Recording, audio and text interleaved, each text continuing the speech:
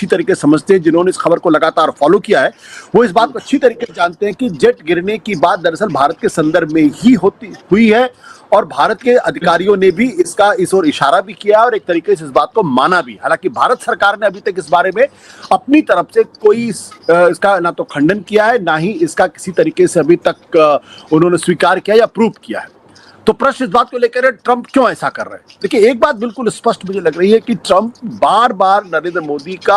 को प्रोवोक कर रहे हैं, नरेंद्र मोदी को अपमानित करने का काम कर रहे हैं और दरअसल वो नरेंद्र मोदी को नहीं बल्कि भारत को अपमानित करने का काम कर रहे हैं। और वो प्रेशर,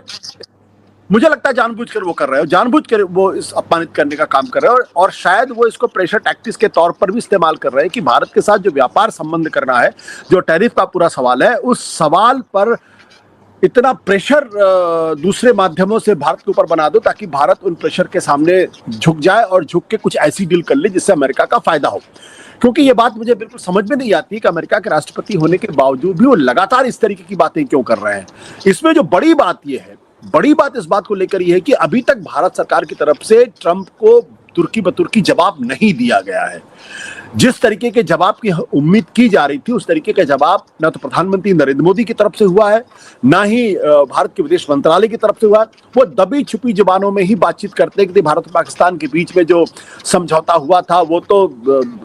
पाकिस्तान की तरफ से इनिशिएटिव हुआ था और एक तरीके से कहने की कोशिश करते कि अमेरिका की उसमें कोई भागीदारी नहीं। लेकिन अगर अमेरिका के राष्ट्रपति 20 बार से इस बात को रहे और अंत में आके यहाँ आकर कह दे कि दरअसल 5 जेट गिरे, हालांकि वो भारत का नाम नहीं लेते हैं, लेकिन इसका बिल्कुल स्पष्ट है कि वो पूरी तरीके से दबाव की राजनीति कर रहे हैं और भारत को झुकाने की कोशिश कर रहे हैं और भारत को अपमानित करने की कोशिश कर रहे हैं। लेकिन भारत सरकार इसका कोई जवाब नहीं देना चाहती है या नहीं दे पा रही है। नहीं दे पा रही है, इसके पीछे की उनकी मजबूरी क्या है, ये बात बिल्कुल समझ के परे है। अभी आपने पिछले दिनों ध्यान दिया होगा कि यूरोपियन यूनियन की तरफ से जब ये बयान आया कि रूस के मसले पर अगर रूस से कोई भी देश, रूस, चाइना और ब्राजील तीनों का नाम लिया था, अगर वो रूस से तेल खरीदेंगे तो उनके ऊपर 100%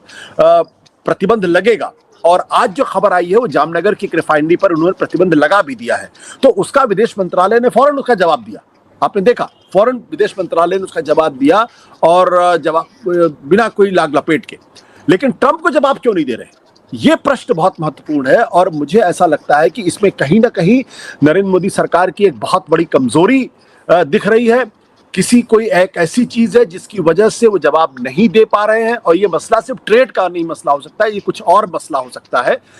और वो मसला क्या होगा, हो सकता है आज नहीं, कल नहीं, कई सालों के बाद उसका खुलासा हो कि क्यों मोदी सरकार जवाब नहीं दे पा रही। वो सरकार जो 56 इंच सीने की बात करती है, वो सरकार जो कहती है कि अंतर्राष्ट्रीय स्तर पर भारत तो एक बहुत बड़ा ग्लोबल पावर बन के उभर